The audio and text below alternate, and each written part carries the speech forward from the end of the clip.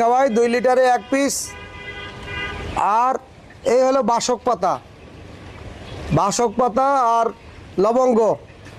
লবঙ্গ, আদা আছে না? আদা তো দিয়ে গেছিলাম কালকে না?